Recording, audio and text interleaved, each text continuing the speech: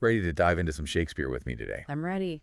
We're going to crack open Act 3, Scene 1 of Macbeth. Oh, yeah. A scene that is just full of tension and suspicion So much plotting. and some serious plotting. Yeah.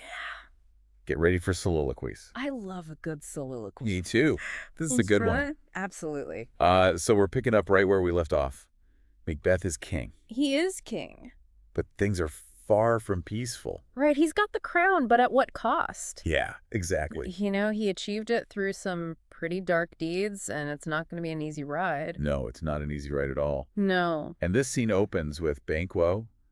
He's alone on stage. Yeah. And he just drops this bombshell of a soliloquy. It's a good one. He basically starts by saying, "Hey, Macbeth, you got everything the witches promised, but I fear you played dirty to get it." Yeah. He lays it all out there.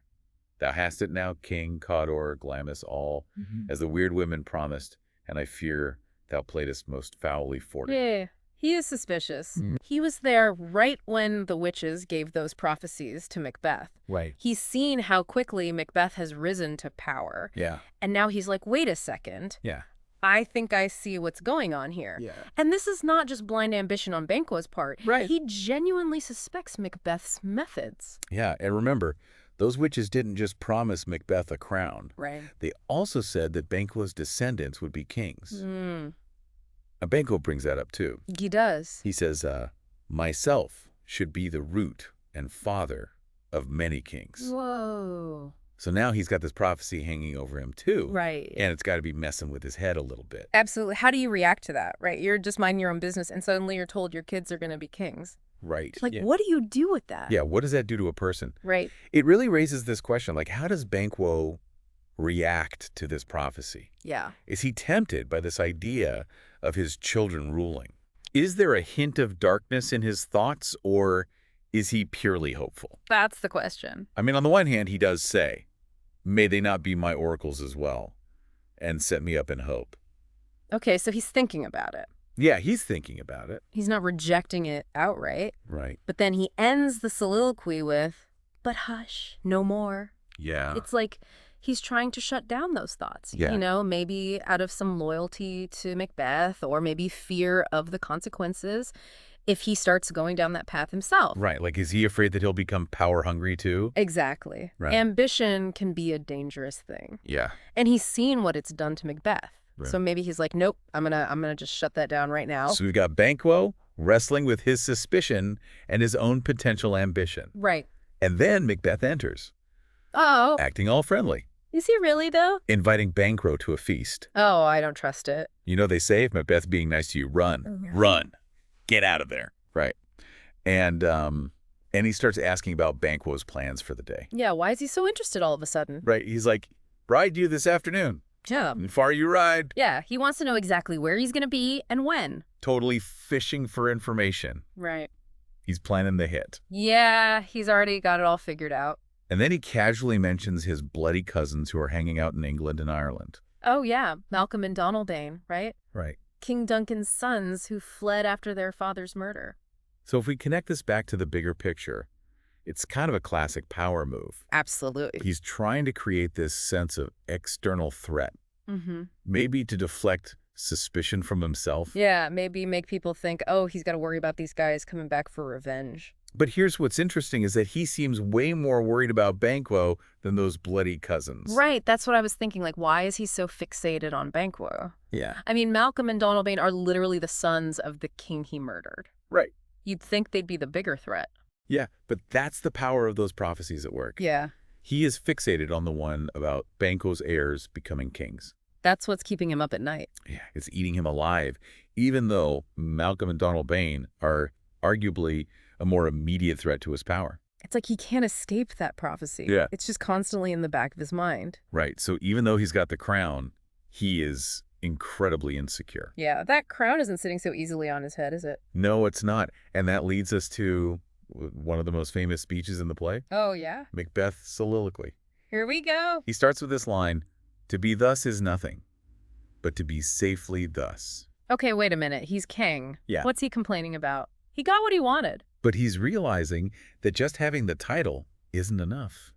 Oh. He wants to feel secure, but he's so haunted by the fear of losing it all. He wants to be safely king, Yeah. but he doesn't feel safe at all. No, he doesn't. And his kingship feels more like a burden than a prize at this point. Oh, wow. So he's achieved his ambition, but it's not what he expected it to be. Yeah. It's like this heavy weight on his shoulders. Yeah. And he sees threats everywhere. Right, like everyone's out to get him. And right now, the biggest threat in his mind is Banquo. But why Banquo? I mean, he hasn't actually done anything against Macbeth. Right. He hasn't made any move to try to take the throne or anything. So why is Macbeth so obsessed with him? It goes back to that prophecy. The one about Banquo's heirs becoming kings. Right.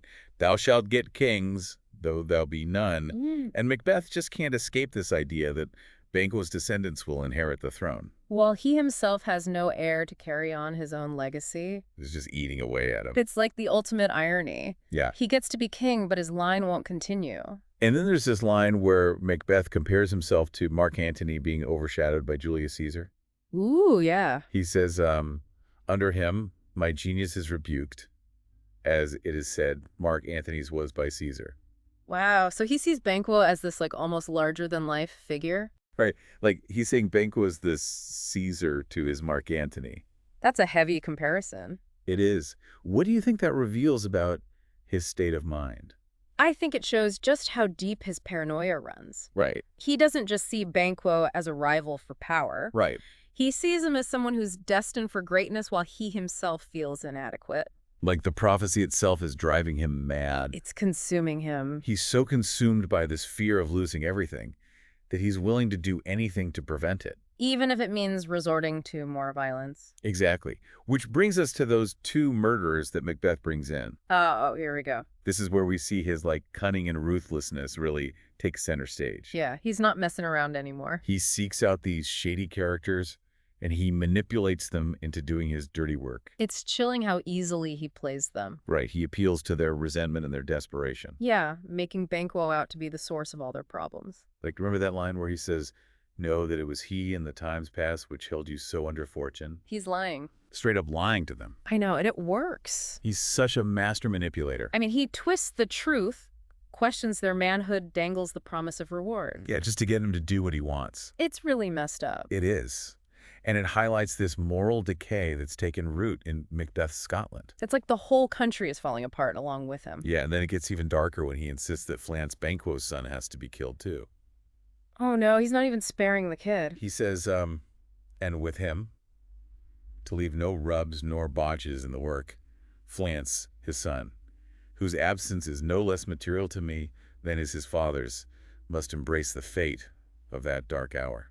Wow. He's really going all in on this. He's not messing around. He's trying to control fate itself. Yeah, by eliminating Flance, he's trying to wipe out any possibility of that prophecy coming true. It shows how far Macbeth has fallen. He's crossed a line. He's embracing violence as his go-to solution. It's like watching someone spiral out of control. Yeah, he achieved his ambition. Yeah.